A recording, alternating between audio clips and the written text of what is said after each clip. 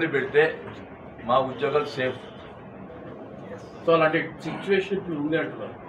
అదే same situation. Collector phone కూడా ఎత్తాడు. ఈరోజు మా ఫోను 10 days నుంచి ఫోన్ చేసి ఫోన్ ఎత్తాడు కలెక్టర్. అంటే ఏం జరుగుతుందంటే ఎలక్షన్ కమిషన్ దృష్టిలో వైఎస్ఆర్ పార్టీ అధికారంలో ఉంది కాబట్టి అధికార పార్టీ వాళ్ళని ఇబ్బంది పెడితే ఎలక్షన్ కమిషన్ బాగా చేసింది అనుకుంటారు కాబట్టి మేము సేఫ్లో ఉంటాం, మమ్మల్ని ట్రాన్స్ఫర్ చేయరు. ఇది వాళ్ళ ప్రొసీజరు. ఇది జరుగుతుంది. బీజేపీ ఈ చంద్రబాబు నాయుడు గారు బీజేపీతో అలయన్స్ పెట్టుకుందే అందుకోసం. బీజేపీతో అలయన్స్ పెట్టుకుందే అందుకోసం. వాళ్ళు పైనుంచి ఇచ్చేయడానికి ఎలక్షన్ కమిషన్ ఇచ్చేస్తున్న కార్యం ఇది క్లియర్గా అర్థమైపోతుంది. అసలుకి నిన్న ఒక కానిస్టేబుల్ భార్య నేను అడుగుతా ఉన్నాను, క్లియర్గా ఒకటే అడుగుతాను, ఆ జనార్దన్ కూడా అడుగుతా ఉన్నాను. ఆ తర్వాత గొడవ అయిన తర్వాత ఆమె ఇచ్చినటువంటి ప్రెస్కి ఇచ్చినటువంటి భాష చూశారు కదా, భాష చూశారు మీరు? వీడియోలు చూసారా? చూడాలని చూపించబడి చూపిస్తా. ఏం భాష మాట్లాడారు, ఎంత వల్గర్గా. మేమే ఆ మాట్లాడాలంటే చెప్పలేకపోతాం. ఒక లేడీ అయి ఉండి అదే వైసీపీ లంజారా నా కొడుకులారా చంపేస్తాం, నా కొడుకులారా, ఈయన భాష ఏంది అంటే ఆమె చాలా మంచిగా అదే ఆమె మా కోడల్ని అడ్డగించి మాట్లాడి దుర్భాషలాడింది ఆమెట చాలా బుద్ధిమంతురాలంట. అతను మాట్లాడతారు జనాలు. ఆమె ఓట్లు అడగడానికి వస్తే మేము ఓట్లు ఇవ్వమని చెప్పారు, మేము మీకు ఇవ్వమని చెప్పారు, అంతవరకే అని చెప్పి మాట్లాడతాడు. అంటే మా కుటుంబాన్ని మేము బయట వేసుకుంటామంటండి. అంటే మేము వాళ్ళు తిట్టారని చెప్పి మేము చెప్పుకుంటామా? తిట్టకుండా.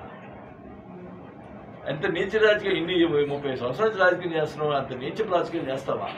ఆడవాళ్ళు అడ్డం పెట్టుకుని రాజకీయం చేస్తావా? సిగ్గులేక ఎట్ట మాట్లాడతావు? అంతలావున బూతులు తిరుగుతూ ఉంటే ఒక తెలుగుదేశం కార్యకర్త నాకు మళ్ళీ ఏం మాట్లాడింది? వైసీపీకి ఓట్లు వేయద్దు అంటే ఆ తెలుగుదేశం కార్యకర్తే కదా. సింపథైజరు ఒక కానిస్టేబుల్ భార్య సింపథైజరు. ఆ కానిస్టేబుల్ తీసుకొచ్చి ఎంక్వైరీ చేయరు. ఇంత మటుకు కానిస్టేబుల్ పిలవలేదు, ఆమెను పిలవలేదు. ఇంతలో బూతులు కూడా మాట్లాడేది ఇంత మటుకు లేదు. అంటే ఇన్స్పెక్షన్ జరుగుతుంది. ఏం జరుగుతుంది పోలీస్ డిపార్ట్మెంట్లో? ఏం జరుగుతుంది? ఇప్పుడు ఉన్న ఎస్పీని ట్రాన్స్ఫర్ చేయించుకున్నారు. వాళ్ళే కదా చేయించుకుంది, పురంధేశ్వరి గారే కదా. అవంతా కంప్లైంట్ ఇచ్చి ట్రాన్స్ఫర్లని వేయించుకుని ఇప్పుడు వాళ్ళ మనిషిని వేసుకున్నారు. వాళ్ళు ఇన్స్పెక్టర్ చేస్తూ ఉన్నారు. అది క్లియర్గా అర్థమవుతుంది. బీజేపీలో అడ్డం పెట్టుకొని చేస్తూ ఉన్నారు. క్లియర్గా వాళ్ళు ఏంటంటే ఈరోజు కలెక్టర్లు ఈ కలెక్టరు ఈ ఎస్పీ వీళ్ళందరూ ఏంటంటే వైసీపీ వాళ్ళని ఇబ్బంది పెడితే మేము సేఫ్గా ఉంటాం. సేఫ్గా ఉండండి, 2 నెలలు ఉండండి, సేఫ్గా ఉండండి. ఖచ్చితంగా వైసీపీ ప్రభుత్వం వస్తుంది. వాళ్ళు మాట్లాడితే మేము ఈ అధికారులు రాసుకుంటాం, ఎర్ర బుక్ ఉంది, తెల్ల బుక్ ఉంది, ఒక ఆయన ఈ బుక్ ఉంది, ఇది రాసుకుంటాం అంటున్నారు. మాకు రాసుకోవాల్సిన పనిలే, మెమరీ ఉంది. ఎవడేందనేది మాకు మెమరీ ఉంది. నేను ఫోన్ నెంబర్ కూడా ఎప్పుడు కూడా నేను ఫీడ్ అవుట్ చేసుకోను. అది కూడా తెలుసో తెలియదు వాళ్ళు. ఫోన్ నెంబర్ ఎవ్వరు ఫీడ్ చేసుకోండి నేను. అది మాకు మెమరీ ఉంది. ఎవరు ఏం చేస్తున్నారు అనేది గుర్తుపెట్టుకుంటాం. సరే, ఇప్పుడు గోలి తిరుపతిరావు గారిని ఇప్పుడు ఒక టీడీపీ మహిళా కార్యకర్తలు ప్లస్ టీడీపీ నాయకులు టార్గెట్ చేశారు. అతనికి ఏమైనా పోలీస్ ప్రొటెక్షన్ ఇచ్చే అవకాశం ఏమైనా ఉంటుందా? కావాలి కదా, చేసి చూడకుండా తెలుసు. గోలి తిరుపతిరావు మీద ఈ మగవాళ్ళు ఎవరో ఒకసారి చేయమని తెలుస్తుంది. ఏంటి తమాషా అనుకుంటున్నారా?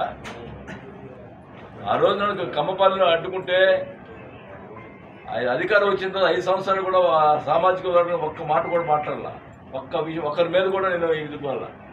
కానీ ఫ్యామిలీ గురించి టచ్ చేయటం నేను అడుగుతా ఉన్నా. ఈ జనార్దన్ని, నీ కూతుర్ని ఎక్కడన్నా ఈ రకంగా మాట్లాడితే నువ్వు ఊరుకోగలుగుతావా? ఎవరైనా ఊరుకోగలుగుతారు చెప్పండి. దాన్ని అసలు వాళ్ళు ఏం అనలేదంట. చాలా పద్ధతిగా మాట్లాడిందంట. ఏం మాట్లాడుతాం? ఇంత అబద్ధాలు మాట్లాడేది.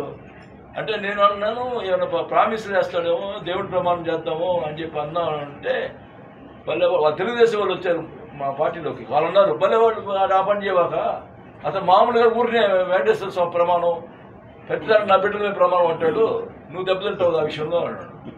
అంటే ప్రమాణం అంటే అతనికి లెక్కలేదంట. అంటే దేవుడి మీద లేదు, పిల్లల మీద లేదు, ఎవరి మీద లేదు నీకు. అది నీకు నీ సంస్కృతి. అది నేనైతే ఇందాక భాస్కర్ రెడ్డి నేను ఇప్పుడు భాస్కర్ రెడ్డి ఇప్పుడు చెప్పినాడు, నేను ఇందానే చెప్పాను ప్లేస్లో. నేను ఆ ప్లేస్లో ఉంటే నేను క్షమాపణ చెప్పాను లేదు. ఆ ప్లేస్లో ఉంటే క్షమాపణ చెప్పేవాడిని. నా కార్యకర్తలు తప్పు చేశారు, నేను క్షమాపణ చెప్తున్నాను చెప్పేవాడిని. ఆ సంస్కృతి నాకుంది. నీకు సంస్కృతి అసలు ఎందుకే